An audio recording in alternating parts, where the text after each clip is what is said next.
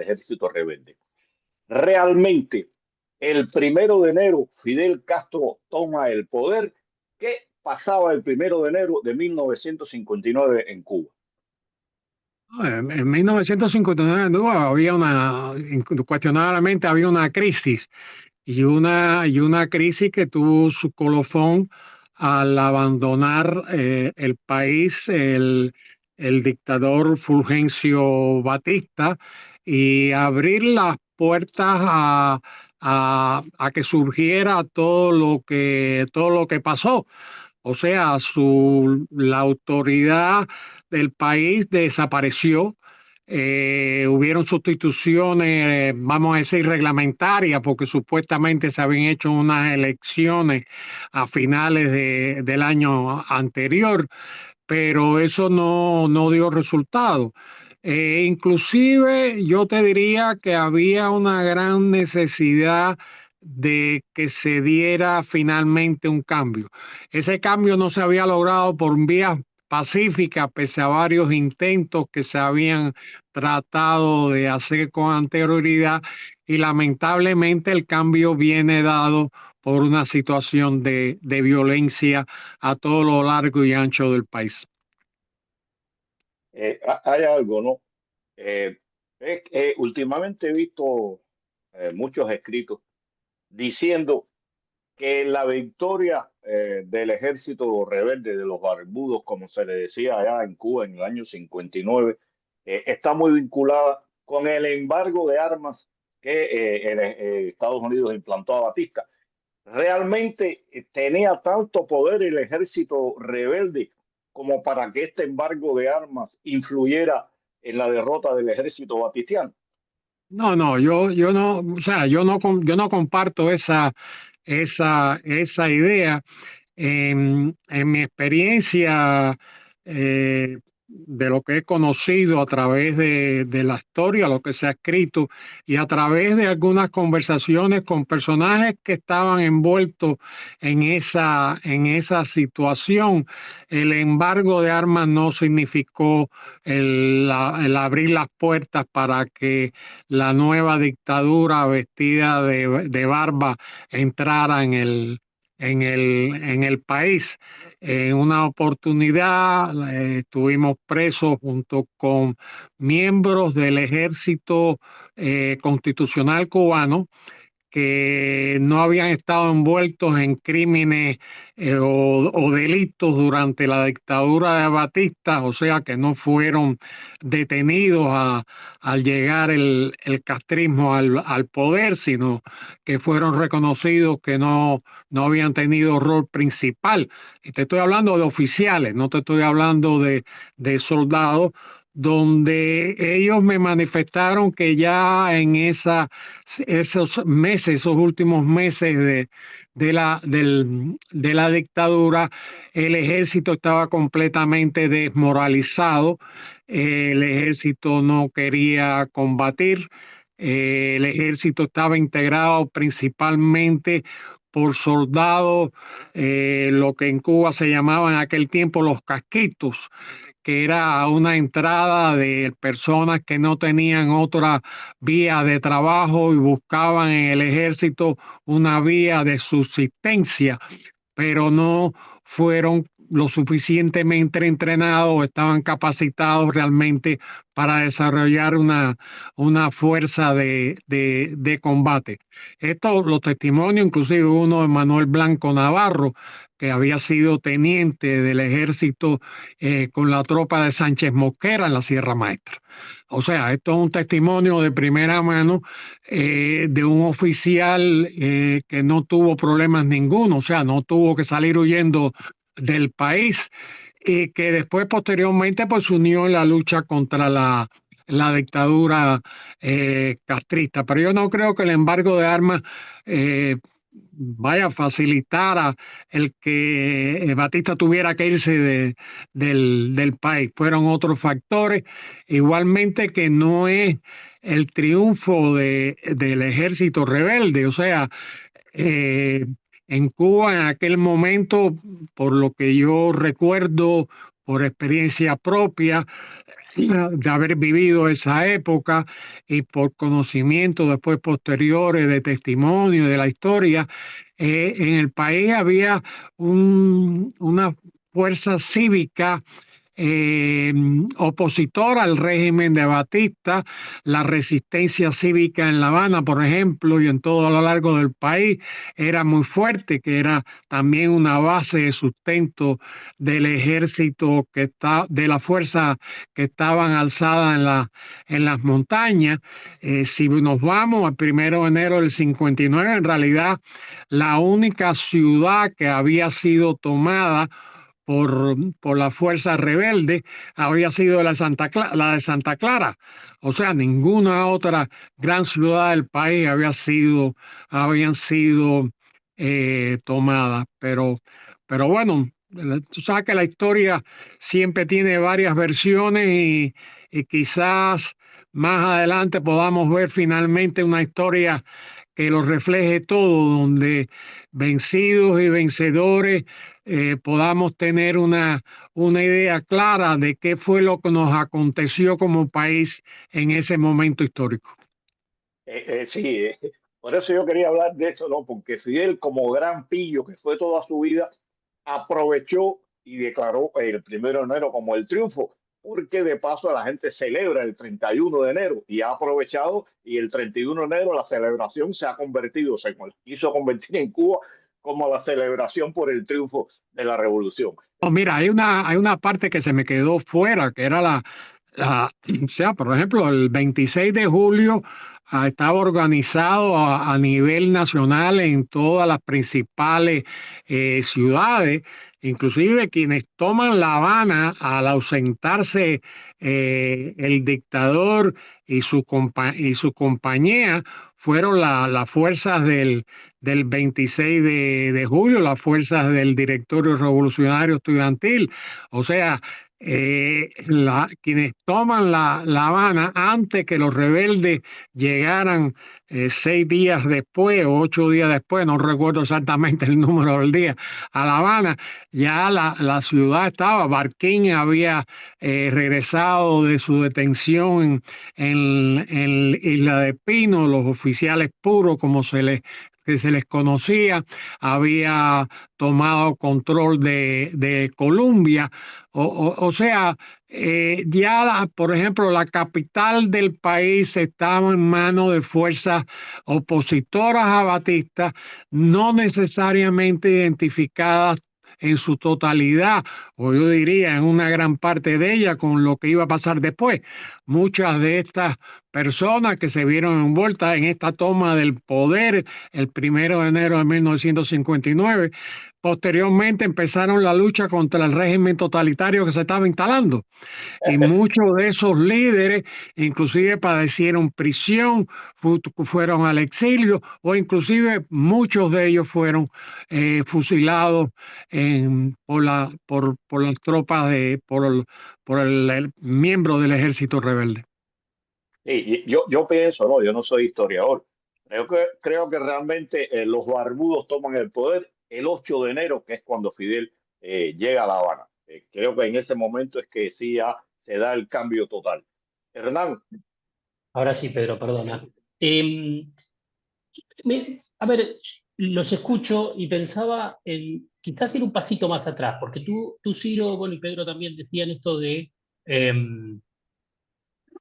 que en realidad no, o sea, Batista ya no tenía apoyo, eh, ni siquiera de las Fuerzas Armadas en cierta medida, eh, y había una fuerte resistencia. Ok.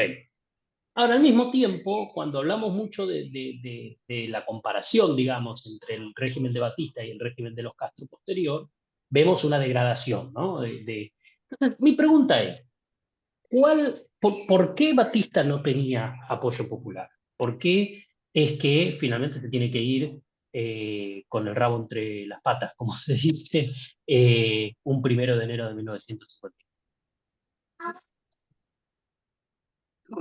Yo me atrevería a decir algo, o sea, no es que Batista no tuviera respaldo, o sea, había un sector de la población y de lo que pudiera llamar el establishment económico social de Cuba que respaldaba a Batista. O sea, yo diría que no tanto que respaldaba a Batista como que no querían que hubiera un cambio, que hubiera cambios en Cuba que eran visibles y que eran necesarios. O sea, en Cuba no todo era color de rosa.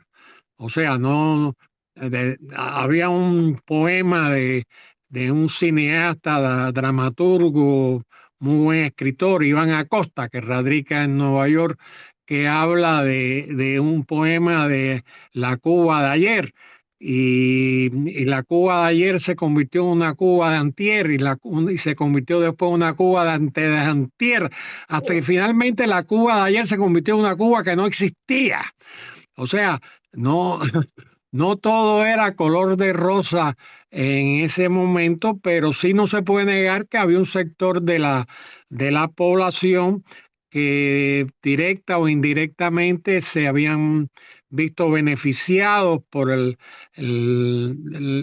régimen vigente de Batista y que simpatizaban con aquel sistema. De igual forma, había un grupo de cubanos que lo que querían era el cambio y el regreso a la democracia, el regreso a la institucionalidad. O sea, que no necesariamente estaban plenamente de acuerdo o que querían un cambio de forma violenta o de forma a través de la guerra, pero que querían de todas maneras que hubiera un cambio. Y ese sector lo trataron, yo recuerdo a Márquez Sterling tratando de en las últimas elecciones, aunque realmente a última hora tuvo que salirse de ellas porque no había garantías de tratar de buscar el cambio por una vía legal. Eh, eh, o sea, yo creo que había muchos factores que coincidieron en la situación que se dio el 1 de enero del 59. Pero sí lo que es indiscutible que una gran parte de la población de Cuba aplaudió la salida de Batista. No necesariamente querían que viniera un régimen totalitario, No, pero sí querían salir de Batista. no, Ni pues, totalitario además, ni comunista, probablemente. No, no, o sea, el comunismo, el Partido Socialista Popular en aquella época era el único sector donde ellos eran más fuertes, era en el sector precisamente de los trabajadores, o sea, en los sindicatos, era donde eran más fuertes, pero a nivel popular no tenían ese gran reconocimiento por parte de la población.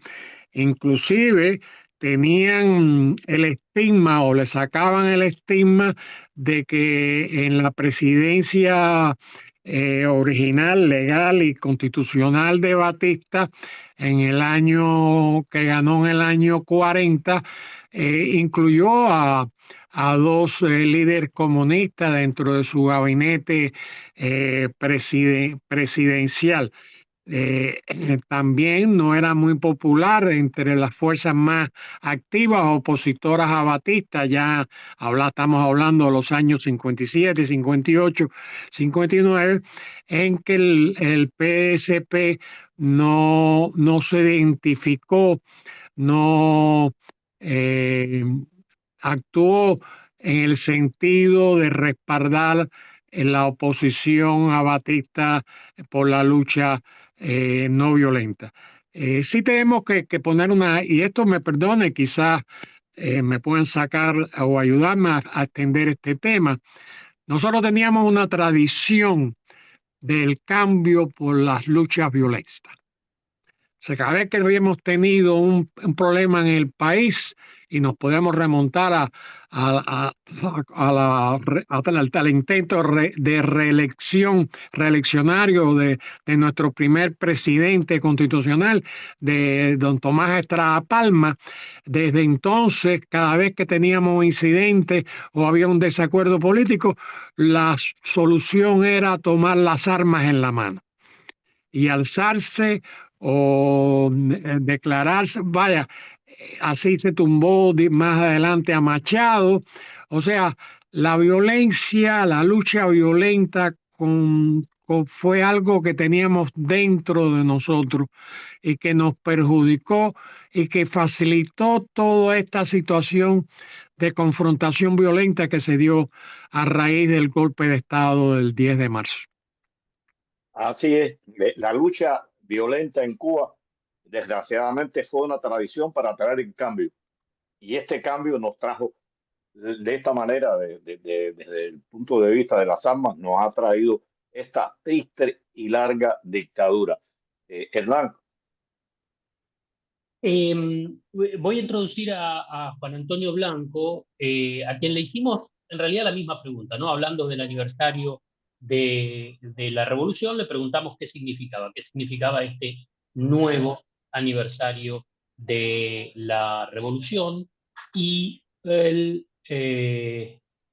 nos respondió de la siguiente manera. Bueno, muchas felicidades por el nuevo año y muchas gracias de nuevo por invitarme a esta conversación. Tengo entendido que lo que se desea en estas entrevistas es que hablemos del aniversario, y lo primero que hay que definir es aniversario de qué. O sea, normalmente nos referimos al 1 de enero del 59 como un aniversario del triunfo de la revolución. ¿De cuál revolución y qué significó esa revolución? En Cuba había una guerra civil contra Batista, como hubo otra después, a partir del 1 de enero casi de 1959, contra el poder que cada vez más concentraban en sus manos Fidel, Raúl y un grupo de comunistas, el Che, por supuesto, también. Y esa primera guerra civil contra Batista ha sido también, digamos que por la historiografía oficial del gobierno que se estableció a partir del 1 de enero, ha sido muy manipulada y muy eh, excedida en sus dimensiones reales. Yo recuerdo que yo tuve una conversación hace años con Carlos Rafael Rodríguez, en que estábamos él y yo solos en una circunstancia de trabajo, y salió a relucir el problema este de las batallas de la Sierra Maestra y las batallas de la Revolución, y él se echó a reír y dice: ¿qué batallas? Dice: batallas las de Berlín, batallas las de las Ardenas, batallas las de Sicilia cuando desembarcaron los aliados en Italia. Lo que nosotros podemos referir como batallas son desde el punto de vista militar. Eran realmente escaramuzas en las que había unos cuantos heridos, unos cuantos muertos y alguna posición pasada de manos de uno de los contrincantes a la otra. Pero se ha querido glorificar eso como una gran épica militar que en realidad no lo fue. Lo que ocurrió, que produjo la caída de Batista, no fue un enfrentamiento entre dos fuerzas militares, sobre todo si tenemos en cuenta que una tenía, o sea, la fuerza de Batista tenía sumada entre Marina de Guerra, Fuerza Aérea, alrededor de 72.000 personas, y la fuerza de los guerrilleros variaba de un momento a otro, de un año a otro, pero nunca rebasó los 7.000 que el mismo Fidel Castro declaró en un momento determinado. Si a eso ustedes le agregan unas 1.000 o 2.000 personas más que estaban trabajando en la clandestinidad, pues estamos hablando de 9.000 personas enfrentándose en un movimiento militar a 72.000. Es evidente que los 72.000 no pelearon, no que fueron derrotados en batallas decisivas. Y la pregunta entonces que hay que hacerse es: ¿qué tipo de conflicto era ese en que lo decisivo no fue lo militar, sino fue lo político, fue lo subjetivo, fue la desmoralización del régimen y el aislamiento que las fuerzas que subvertían el gobierno de Batista estaban eficazmente moviendo para aislar al régimen de Batista, para lograr, como lograron, que Estados Unidos le cortara la ayuda militar a las Fuerzas Armadas y crear una situación en la cual una gran coalición, no de soldados, sino de la sociedad civil cubana de esa época, donde estaban desde los curas, las monjas, los grupos de hacendados, como sindicatos y otras organizaciones más, digamos, de base, todas fueron enfrentándose a Batista o al menos restándole todo su apoyo a Batista. Por lo tanto, hay una batalla decisiva que no se produce en un campo abierto entre dos fuerzas militares contendientes. La batalla decisiva fue en la mente y la voluntad de los cubanos. En la mente de los cubanos de que la dictadura de Batista realmente era aborrecible y en el corazón de los cubanos de que era necesario retornar a la constitucionalidad, a las leyes y en general a una república democrática como la que se había establecido a partir de 1940, con sus defectos, sus alzas y sus bajas, pero que había sido brutalmente violada por el cuartelazo del 10 de marzo. Así que es importante esto porque cuando se acumulan libros y libros y libros de historiadores y demás personas, libros que son además fomentados por todo el aparato de educación y cultural cubano, eh, pues da la impresión de que efectivamente hay una historia que es la que realmente ocurrió. Y cuando hurgamos en esa historia más en detalle, y algunos historiadores lo han hecho, pues nos damos cuenta de que no, de que era una historia mucho más compleja. Y sobre todo cuando nos damos cuenta de que la guerra civil contra Batista fue inmediatamente seguida por otra guerra civil entre un núcleo de comunistas convencidos que querían llevar el país a una alianza antioccidental con la Unión Soviética contra Estados Unidos, que querían llevar al país a un sistema totalitario, como finalmente lo llevaron, y las fuerzas que habían peleado por la Constitución del 40, que habían peleado por la República Democrática y que en ese momento se convertían ya en un estorbo. Y esas semillas de conflicto incipiente de esa Segunda Guerra Civil comienzan a reflejarse desde la etapa en que se luchaba contra Batista. Fidel Castro nunca fue demasiado leal en cumplir sus compromisos en cuanto a apoyar a otras fuerzas cuando tenían una iniciativa que incluso había sido pactada con ellos. Y eso se vio, por ejemplo, cuando los estudiantes asaltaron el Palacio Presidencial, que lo que hicieron fue más bien tomar distancia, tanto del método como del asalto mismo, no realizaron ningún tipo de otras maniobras en la Sierra Maestra o en otra parte que pudiera distraer la atención, aunque en aquel momento más bien eran los estudiantes los que estaban tratando de ser solidarios con la sierra, que era muy débil todavía, pero ni antes ni después vimos eso. Más bien lo que vimos fue el distanciamiento de que había fracasado el asalto a Palacio y la crítica de que la vía era la Sierra Maestra. Y lo mismo pasó con la huelga del 9 de abril. Con la huelga del 9 de abril, ellos tenían la impresión de que aquello podía no dar resultado y se mantuvieron más bien al margen para después entonces llevar a los líderes de esa, que eran líderes democráticos del 26 de julio, no eran líderes procomunistas, llevarlos a la Sierra Maestra, a los Altos de Mompié, y hacerle una suerte de juicio político allí, en que el Che Guevara jugó el nefasto papel de fiscal acusatorio. La situación sé que se puso tan mala porque había un documento de una investigación que se mantiene, si no lo han destruido, se mantiene en los archivos de Palacio, en lo que es la oficina que lideraba Celia Sánchez de Asuntos Históricos. Se hizo una investigación de todo lo relacionado con el 9 de abril y Celia confesó en una de las entrevistas que se le hicieron ahí por las personas que bajo su mando llevaban su mando y su control llevaban esa investigación, de que la tensión que hubo entre los líderes del llano que fueron convocados allí y el Che Guevara fue de tal magnitud en un momento determinado que se le dio a los escoltas de Fidel Castro la orden de rastrillar las armas y estar preparados por si había que enfrentar a sus propios líderes del llano. Entonces, todos estos son los episodios nunca publicados, pero por cierto están escritos, de nuevo, si no los han destruido, en los archivos del propio Palacio. Y esa historia es la que habrá que buscar. Los que nos hemos dedicado a estudiar historia sabemos que no basta con encontrar un documento para saber que las cosas ocurrieron de la forma en que ese testigo las narra, porque ese testigo puede estar dando una versión incluso honesta de cómo él vio las cosas, cómo él apreciaba a los actores del momento.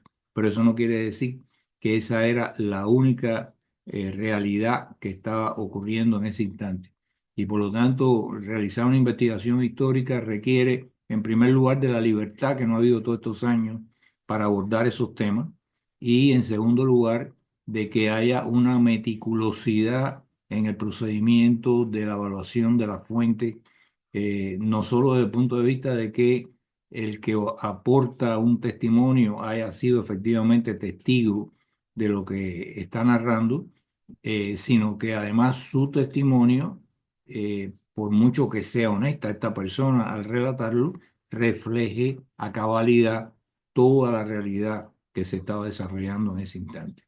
Desde ese punto de vista, hay mucho por escribir sobre la cuestión de la famosa Revolución Cubana, que después sabemos en lo que derivó, y derivó no por casualidad, derivó porque desde la Sierra Maestra ya había un grupo de personas, básicamente Fidel Castro, el Che Guevara, Raúl Castro y algunos miembros del Partido Comunista que estaban conspirando para lo que sería la Segunda Guerra Civil, que costó muchísima más sangre y muchísimo más dolor que lo que costó la propia dictadura de Batista. Ciro, se habla, o sea, de los combates en la sierra, de las grandes victorias, de las grandes batallas. Y yo voy a remitir a nuestros televidentes, a nuestros oyentes, a un libro que en Cuba se editó de 3 tomos, que se llama La Guerra de Guerrilla, y es de Ernesto Che Guevara, una lectura que pasa bien. Y cuando usted ve ahí, usted se da cuenta que los combates eran contra 4 o 5 miembros del ejército de Batista, que incluso a lo mejor estaban hasta en un bohío, y eso para ellos era un cuartel. Realmente existieron esas grandes batallas, esos combates que se describen como tales. No, yo no, o sea, dicen que la historia es siempre del que gana la guerra, ¿no? El, hubo, pudiéramos decir, enfrentamientos entre tropas del ejército de Batista y tropas del ejército rebelde, pero combates en la medida que en términos militares se conciben. El único enfrentamiento un poco más, pudiéramos decir, que definir como combate fue el que se dio en la toma de Santa Clara. Fue el único lugar donde en sí las fuerzas del ejército de Batista, que ocupaban ciertos lugares estratégicos en la ciudad, pues se enfrentaron a las tropas no solamente ya del ejército que había venido desde la Sierra Maestra con Camilo al frente y el Che Guevara al frente, sino también con las fuerzas del segundo frente del Escambray y las fuerzas del Directorio Revolucionario Estudiantil, que también estaban alzados en la provincia en la entonces provincia de las villas. Es lo único, porque eh, vaya, si tú pones a analizar en combate, en los términos que pudiéramos definir más simplemente el combate, un combate fue la toma el intento de la toma del Palacio con Batista dentro. O sea, eso fue un intento de combate donde varias decenas de miembros de la oposición se enfrentaron con las armas a tomar el Palacio Presidencial y a justiciar al dictador. Mientras que José Antonio Echevarría estaba en las calles arengando al pueblo. O sea, también un combate, pudiéramos llamar, es el conocido 30 de noviembre en Santiago de Cuba, donde las fuerzas del 26 de julio, liderados por Fran País, Tommy no, ahora vaya, ya la memoria me falla un poco. Se enfrentaron a la policía y al ejército batista en varios lugares de la ciudad. Pero yo no recuerdo ninguno de los llamados combates en la Sierra Maestra que puedan ser ni comparados con estos dos ejemplos que he puesto, ¿no? Está claro, por eso quería hablar de esto, ¿no? Porque han magnificado las pequeñas escaramuzas que tuvo el ejército rebelde y, como tú dices, combate de Villa Clara y cuando lo narran se obvian a estas dos fuerzas que tú mentaste, el segundo frente del Escambray y el directorio revolucionario. Hernán. Me gustaría ver con Ciro si es que algo le quedó por mencionar, si le gustaría hacer alguna aclaración, que ya tenemos que estar llegando al cierre del programa. No, Un mira, momento, espérate, Ciro, un momentico. Hay una cosa, ¿no? Que para que también cuando vayas a hablar los nombres, porque se ha querido comparar esta invasión de Oriente a Occidente del Che y de Camilo con la invasión de Maceo. Me parece que es una falta de respeto a los libertadores, a los luchadores, a los mambises hacer esta comparación. no, por supuesto, aparte que se pasó por Camagüey sin disparar un tiro. Eh,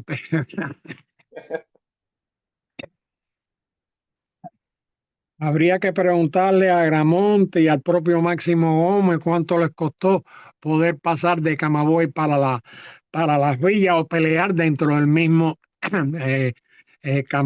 Camagüey. No, yo creo que, como dije hace un ratico, creo que es algo que todo el mundo repite, ¿no? La historia la escriben normalmente los que ganan. Yo sí confío que en un futuro, dada una transición no violenta en Cuba, que espero que así sea en esta oportunidad, y un proceso de reconciliación, de memoria y de justicia, podamos reconstruir toda esa historia. No tanto de lo que ha pasado en estos últimos 65 años, sino desde que comenzó este proceso, digamos, en 1952. Porque lo que no podemos hacer, y algunas veces yo he escuchado a algunas personas referirse así, a esto así, es que vamos a contar lo de los últimos 65 años sin ver qué pasó antes de esos 65 años, que abrieron las puertas realmente a eso que sucedió. Yo creo que esa historia, que tiene que ser una historia compartida, que tiene que ser una historia partiendo de la verdad, podamos tener los cubanos, no nosotros, por lo menos yo que soy ya un viejo, sino la juventud, puedan tener acceso a ese recuento que le pueda servir para un futuro, no cometer los mismos errores que nosotros hemos cometido, incluyéndome a mí, que he cometido también esos errores. Es cierto, porque se habla de 65 años de dictadura, bueno, de dictadura de izquierda, pero nosotros, nuestra patria está en dictadura desde 1952. Creo que solo nos resta darte las gracias, Ciro, por habernos dedicado parte de tu laboriosidad a estar con nosotros aquí y aclarar y hablar sobre temas que se han convertido en tabú. Y bueno, también darle las gracias a Juan Antonio Blanco. Hernán. No queda más que agradecer y hacerle la invitación a nuestra audiencia, como siempre, para volver a vernos el próximo sábado a las 5:30 de la tarde por las redes de Cubanet para seguir pensando Cuba.